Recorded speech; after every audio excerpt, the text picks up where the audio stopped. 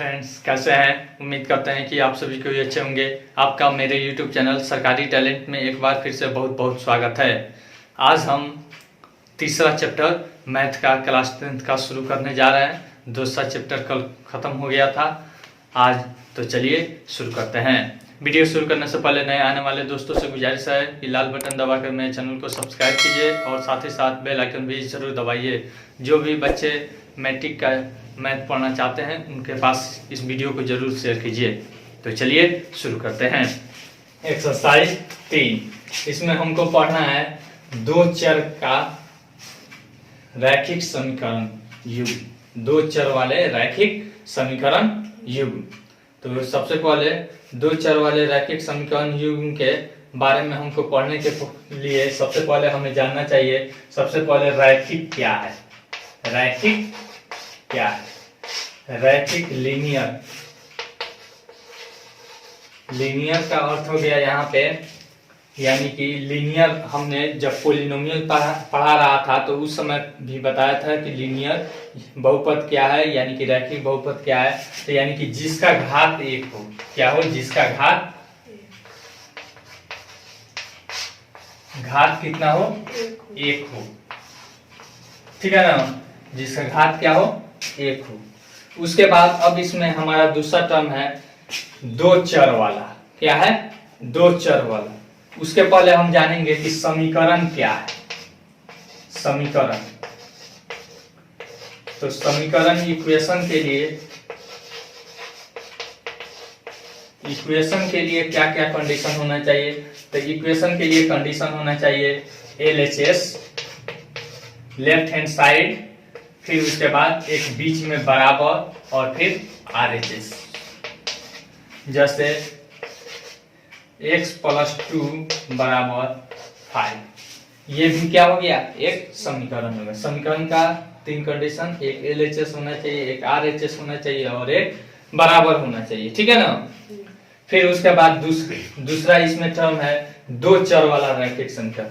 अब यह समीकरण है और रैखिक भी है। देखिए तो इसका पावर कितना है? वेरिएबल का एक है। ठीक है ना? और फिर यहाँ पे जो है ना, इसमें चर का घात देखा जाता है रैखिक में। अब देखिए यहाँ पे, अब वेरिएबल में आप देखिए तो पावर एक है, इसमें एक ही वेरिएबल है, लेकिन वहीं हम लिख दें x + y = 9।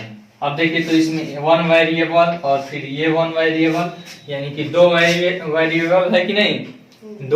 दो चर है, इसीलिए इसको कहेंगे दो चर वाले रैखिक समीकरण। अब इसमें हमारे चैप्टर में है दो चर वाले रैखिक समीकरण युग्म। क्या है? दो चर वाले रैखिक समीकरण युग्म। तो अब देखिए एक यह हो गया, फिर अगर हम लिख देते हैं 9x + 5y = 3। तो देखिए तो इस दोनों को जब हम कंबाइन करेंगे, दोनों जब लिखेंगे तो इससे कहेंगे युग्म मतलब जोड़ा। युग्म मतलब जोड़ा, यानी कि एक यह हो गया और फिर एक यह हो गया। ये भी दो चर में है और फिर रैखिक भी है, तो इसे कहेंगे दो चर वाले रैखिक समीकरण युग्म। दो चर वाले रैखिक समीकरण युग्म। अब चलिए, अब हम चैप्टर में चलते हैं। अब हमारे चैप्टर में दिया है कि इसे बीजगणितीय रूप से और फिर ज्यामितीय रूप से इसे निरूपित कीजिए। ठीक है ना? तो यही चीज दिया है। तो हम एक्सरसाइज 3.1 देखते हैं। 3.1 में पहला सवाल है, आफ्ताब अपनी पुत्री से कहता है 7 वर्ष पूर्व मैं तुमसे 7 गुनी आयु का था, अब से 3 वर्ष बाद मैं तुमसे केवल 3 गुनी आयु का रह जाऊंगा। क्या यह मनोरंजक है? इस स्थिति को बीजगणितीय एवं ग्राफीय रूपों में व्यक्त कीजिए। बीजगणित यानी कि जब हम चर और अचर के मिश्रण के रूप में किसी बात को हम व्यक्त करते हैं तो उसे ही हम क्या कहते हैं? बीजगणितीय रूप में व्यक्त करना। तो देखिए तो इसमें हम मान लेंगे, माना कि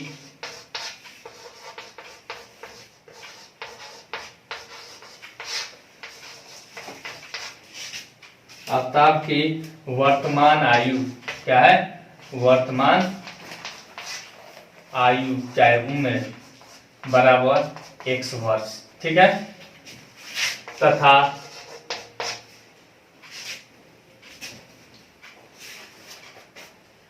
पुत्री का तथा पुत्री का बराबर मान लेंगे, पुत्री का मान लेंगे y। क्या मान लेंगे? y। फिर उसके बाद अब हमसे कह रहा है कि 7 वर्ष पूर्व, पुनः 7 वर्ष पूर्व, 7 वर्ष पूर्व, 7 वर्ष पूर्व बराबर,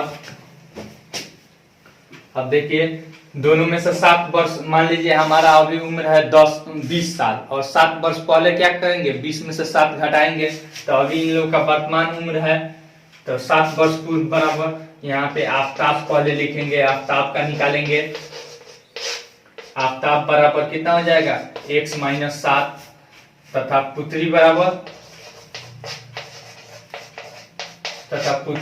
कितना हो जाएगा, y माइनस 7।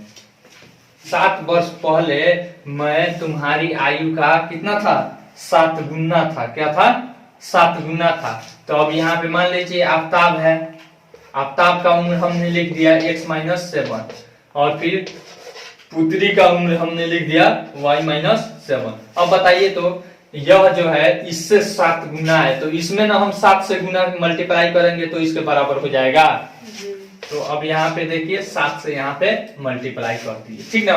तो यह एक हमारा समीकरण हो जाएगा, यहाँ पे x माइनस 7 बराबर यहाँ पे 7y माइनस 49, ठीक है।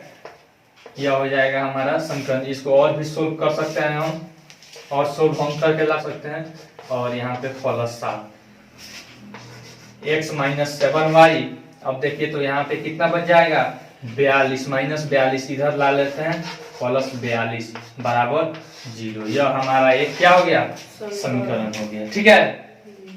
फिर पुनः अब यहाँ पे 7 वर्ष पहले का हमने निकाल दिया, बीजगणितीय रूप में लिख दिया। अब हम निकालेंगे किसका, 3 वर्ष बाद। कितना कह रहा है, 3 वर्ष बाद, 3 वर्ष बाद आफ्ताब बराबर कितना हो जाएगा, x प्लस 3, और पुत्री बराबर y प्लस 3। अब 3 वर्ष बाद कितना यहाँ पे रह जाए कि हम 3 वर्ष बाद मैं तुमसे केवल 3 गुनी रह जाऊंगा। तो अब देखिए तो कौन, पिताजी आफ्ताब यानी कि क्या रह जाएंगे, 3 गुना रह जाएंगे, किन से, पुत्री से। तो इसमें क्या करेंगे, 3 से मल्टीप्लाई कर देंगे, नहीं। तो अब देखिए तो x प्लस 3 और यहाँ पे बराबर 3y और प्लस 9। अब देखिए x माइनस 3y और फिर प्लस 3 है, माइनस 9 बराबर 0। फिर से इसको हम सोल्व कर देते हैं, x माइनस 3y और फिर माइनस 6 बराबर 0। यह हमारा समीकरण 2 हो जाएगा। यह हमारा समीकरण क्या हो गया, 1, और यह समीकरण हमारा 2 हो जाएगा, ठीक है ना। अब ग्राफीय निरूपण, ग्राफीय निरूपण, ठीक है ना। पहला हमारा क्या था, x minus 7x, x minus 7y, x minus 7y plus 42 बराबर 0। अब इसका हम क्या करते हैं, x और y का 2 वैल्यू निकालते हैं। यहाँ पे x डाल देते हैं और यहाँ पे y, ठीक है। तो अब देखिए तो अगर हम x का वैल्यू 0 लिखते हैं तब क्या आ जाएगा हमारा, y बराबर हो जाएगा यहाँ पे y बराबर बट्टा -7, यही ना होगा। तो अब देखिए तो हम 0 रखते हैं x का वैल्यू, तो हमारा y का वैल्यू कितना आ जाएगा, 6 आ जाएगा, ठीक है। अगर फिर एक बार अगर हम y का वैल्यू अगर हम 0 रखते हैं तो अब देखिए तो कितना वैल्यू आ जाएगा, y का वैल्यू अगर हम 0 रखते हैं तो ये टर्म 0 हो जाएगा, यानी -42 हो जाएगा। तब ज्यादा लंबा खींचना पड़ेगा, इतना रखते हैं कि हमें खींचने में क्या पड़े, आसानी पड़े। जैसे अब हम 1 रख लेते हैं, x बराबर कितना रख लेते हैं, एक रख लेते हैं, क्या रख लेते हैं, एक। अब देखिए तो कितना आ रहा है, 43 बटन, एक नहीं 7 रखिए कि आराम से पूर्ण संख्या में आए। क्या हो जाएगा, ये भी 7 हो जाएगा। ठीक है, अब देखिए एक का तो हमने निकाल लिया, फिर दूसरा का हम निकालते हैं। दूसरा का समीकरण बोलिए तो, दूसरा का समीकरण है x माइनस 3y हाँ माइनस 6 बराबर 0। अब देखिए इसका हम निकालते हैं, इसका कितना आ रहा है, इसका भी हम ऐसे बना लेते हैं। सबसे पहले y बराबर कितना आ रहा है, देखिए y बराबर क्या हो जाएगा, यहाँ पे 6 और माइनस x/3, यही ना होगा। यहाँ पे xy, अगर x बराबर अगर हम 0 रखते हैं यहाँ पे, तो देखिए तो कितना हो जाएगा, 2 हो जाएगा, y बराबर 2 हो जाएगा। अगर y बराबर अगर हम 0 रखते हैं तब देखिए तो क्या आता है, ये टर्म 0 हो जाएगा और यहाँ पे 6 हो जाएगा। यहाँ पे 0 रखते हैं तो यहाँ पे क्या हो जाएगा, x बराबर 6 हो जाएगा। ठीक है ना, एक बार दोनों को 0 रखते हैं जिससे हमें आसानी होती है ग्राफ खींचने में। ठीक ना, अगर देखते हैं कि ज्यादा आ जाता है तब 0 नहीं लेते हैं। ऐसा हम कोशिश करते हैं कि हमारा क्या है, ग्राफ आसान बने। अब देखिए ग्राफ कैसे खींचते हैं, आप देखे होंगे। अब हमारे पास स्केल नहीं है, स्केल के जगह पर हम बाती लेकर आए हैं। कल से स्केल का प्रबंध हम करेंगे, तो हम बाती लाए हैं कि सीधा सीधी खिंचाए। थोड़ा सा टेढ़ा हो गया है, चलिए यह हो गया हमारा x अक्ष। क्या हो गया, x अक्ष, x डैश और फिर ये x। फिर उसके बाद यहाँ पे 90 डिग्री पे, आप 9th क्लास में निर्देशांक की ज्यामिति पढ़े होंगे, तो उसी में यह है, यह हो गया y और फिर यह हो गया y डैश। फिर यहाँ पे इधर पॉजिटिव रहता है, यहाँ पे बराबर बराबर जगह पे रखते हैं 1 2 3 4 5 और यहाँ पे 6। फिर इधर आते हैं -1 -2 -3, सभी जगह तीर का निशान लगा दीजिएगा। -1 -2 और यह क्या है, 0 0 है नहीं। फिर एक ऊपर में प्लस रहता है, 2 3 4 और भी आगे जाएगा, इसको मिटाना पड़ेगा। यहाँ पे देखिए तो y कितना है, 7 है ना, तो यहाँ पे इसको और ऊपर की तरफ खींचना पड़ेगा।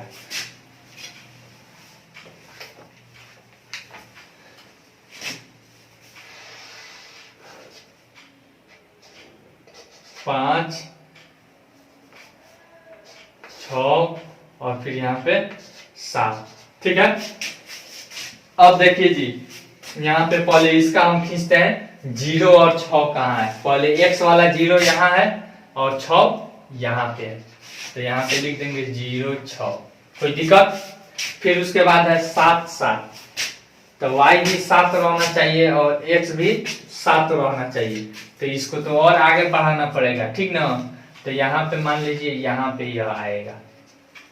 अब देखिए इस लाइन को क्या करते हैं हम, स्केल की सहायता से हम अपना, इधर से नहीं दिखाई दे रहा होगा, यहां से देखिए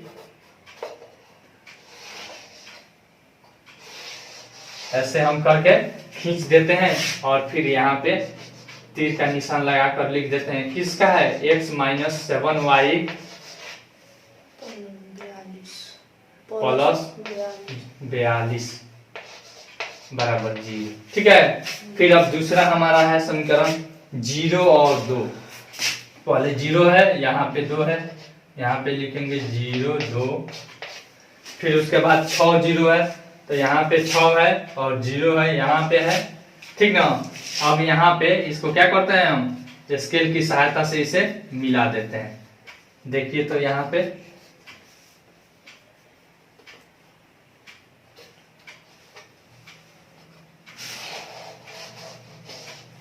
ठीक है, और फिर हम इस पे लिख देते हैं, इसका क्या समीकरण है, x माइनस 3y माइनस 6 बराबर 0। ठीक है ना, तो तो इस तरह से हम इसका ग्राफीय रूप में निरूपण कर सकते हैं। ठीक है, आसान है कि नहीं? फिर और भी बताते हैं। पहले जो हमने, यह हो गया हमारा बीजगणितीय निरूपण, और फिर इसी से हम इसका क्या करते हैं, ग्राफ के रूप में इस पे हम दर्शा देते हैं। तो यह कहलाता है ग्राफीय निरूपण। ठीक है, आसान है। दूसरा तो बन जाएगा, तीसरा बना देते हैं। अब चलिए हम तीसरा सवाल देखते हैं। दूसरा आप लोग बना लीजिएगा। देखिए दूसरा में है कि क्रिकेट टीम के एक कोच ने 3900 रुपये में 3 बल्ले और 6 गेंद खरीदे। तो यहाँ पे एक बल्ला का मूल्य x मान लेंगे रुपया, और फिर एक गेंद का y रुपया मान लेंगे। तो 3x + 6y बराबर 3900 रुपया। ठीक है, और फिर यहाँ पे है बाद में उसने एक और बल्ला और उसी प्रकार के 2 गेंद, ठीक ना। तो एक बल्ला का x + 2y बराबर 1300। तो 2 समीकरण हो जाएगा। तो इस तरह से वह बीजगणित हो गया, और फिर उसका ग्राफ निकाल दीजिएगा। वहां पे जो अंतराल लीजिएगा ना, तो वहां पे 100, 200, 300 ऐसे करके लीजिए, या 200, 400 करके लीजिएगा। ठीक है। 2 केजी सेब और 1 केजी अंगूर का मूल्य किसी दिन 160 रुपया था। 1 महीने बाद 4 केजी सेब और 2 केजी अंगूर का मूल्य 300 रुपया हो जाता है। इस स्थिति को बीजगणितीय तथा ज्यामितीय रूप में व्यक्त कीजिए। अब देखिए यहाँ पे सेब और अंगूर का मूल्य कह रहा है कि 160 रुपया था। तो हम मान लेंगे 1 केजी सेब का मूल्य x रुपया, और फिर 1 केजी अंगूर का मूल्य y रुपया। तब उसको निरूपित करेंगे तो आसान हो जाएगा। मानेंगे, माना कि 1 केजी सेब का मूल्य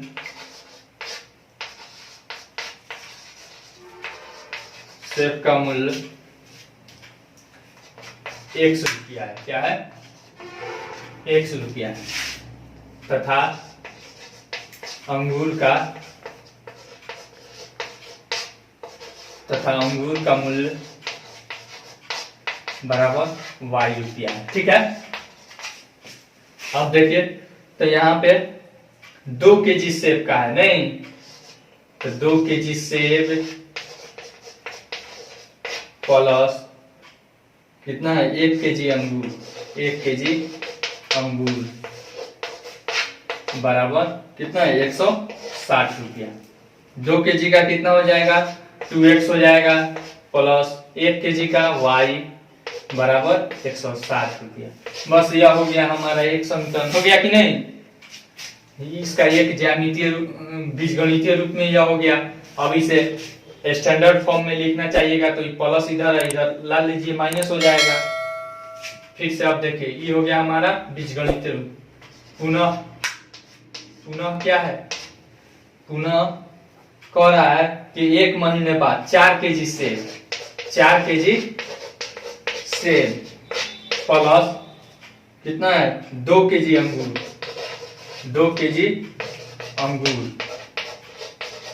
बराबर कितना में मिल रहा है, 300 रुपया। कितना हो जाता है, 300 रुपया। तो अब देखिए, तो 4 केजी का 4x हो जाएगा, प्लस 2 केजी का 2y हो जाएगा बराबर 300। अब देखिए, ये भी हो गया कि नहीं हो गया? नहीं हो गया। फिर उसके बाद हम इसका क्या करेंगे, यह हमारा बीजगणितीय रूप में निरूपित हो गया, यह समीकरण 2 हो गया। अब इसका ज्यामितीय रूप में निरूपित करेंगे। अब देखिए, तो इसमें 100, 200 लेंगे या फिर 50, 100 का अंतराल लेंगे तो आसान रहेगी।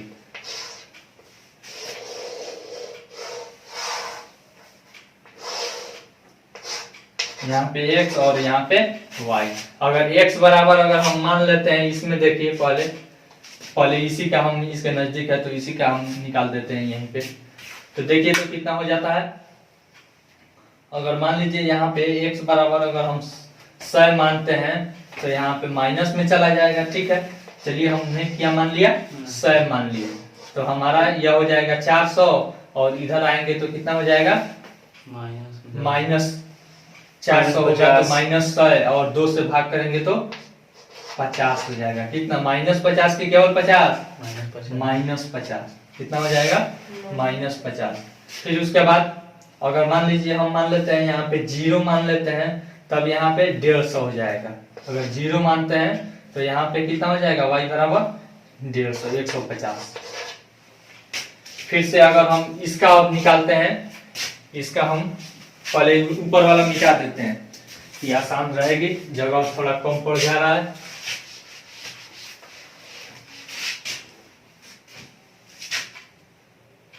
पहला समीकरण हमारा कितना क्या था ज्यामितीय रूप में? पहला 2x plus Y 2x plus Y हाँ बराबर 160। 160। और इसका हम निकालते हैं 160। यहाँ पे x और यहाँ पे y 160। 160 हाँ। 50 अगर मानते हैं, x बराबर अगर 50 मानते हैं तो यह हो जाएगा यहाँ पे 60 हो जाएगा। कितना बचेगा? 60 हो जाएगा।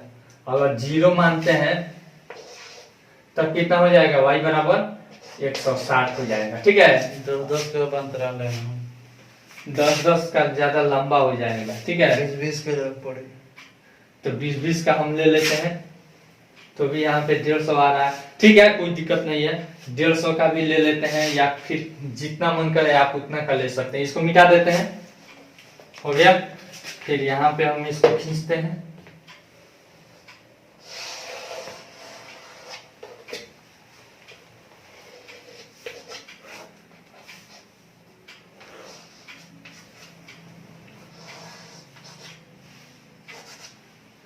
हम मान लेते हैं 40 का ले लेते हैं। ठीक है ना,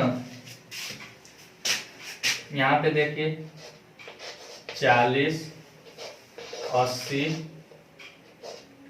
120, 160, 200, 240, फिर यहाँ पे 40, समान अंतराल लेते हैं। ठीक ना, 80, 120, 160, 200, 240, यहाँ पे माइनस हो जाएगा, -80, -40, -80, -120।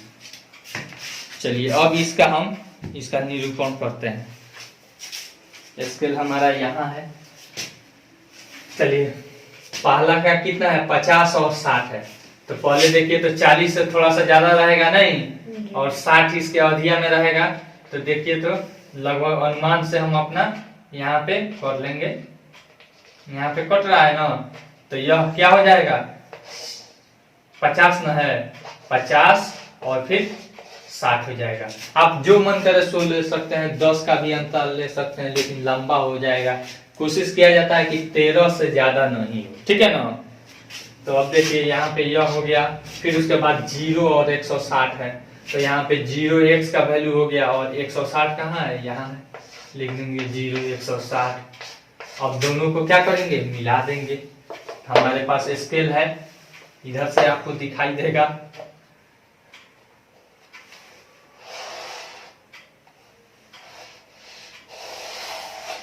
ठीक है ना, इस तरह से हम अपना ये क्या कर दिए, आरेख इसका खींच दिए, ज्यामितीय निरूपण कर दिए। फिर यहाँ पे दूसरा समीकरण का कितना वैल्यू है? दूसरा समीकरण का कितना वैल्यू है, बोलो ना। दूसरा 2x प्लस उसका वैल्यू बोलो ना। उसका 100 माइनस 50। 100 और -50, तो 100 हमारा आ गया, यहाँ पे है, इसके बीच में नहीं, और फिर -50 यहाँ होगा। ये हो गया 100 -50 और फिर -50। और बोलो 0 150। 0 और फिर यहाँ से 150 यहाँ पे आ जाएगा। ठीक है, और इस पॉइंट को और फिर इस पॉइंट को मिला देंगे।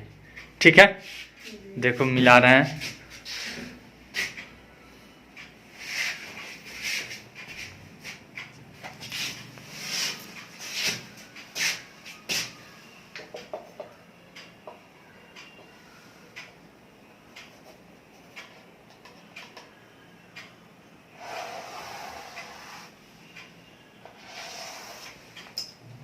ठीक है, इस तरह से हम इसका क्या करेंगे, इसका समीकरण बोलो तो क्या है? 2x प्लस वाई इधर देखो, दिखाओ। 2x प्लस वाई यहाँ पे इसका लिख देंगे 2x प्लस वाई बराबर 160। ठीक है, बस हो गया। इस तरह से हम इसका ज्यामितीय निरूपण कर सकते हैं। ठीक। आई होप आपको यह वीडियो बहुत पसंद आई होगी। इस वीडियो को ज़्यादा से ज़्यादा लाइक कीजिए, शेयर कीजिए और कमेंट करके अपना सुझाव जरूर दीजिए। इसमें अगर आपको कुछ प्रॉब्लम होता है तो आप कमेंट करके पूछ सकते हैं। और मैट्रिक में पढ़ने वाले छात्रों के साथ इसे ज़्यादा से ज़्यादा शेयर करें और मेरा हौसला बढ़ाएं। Thanks for watching.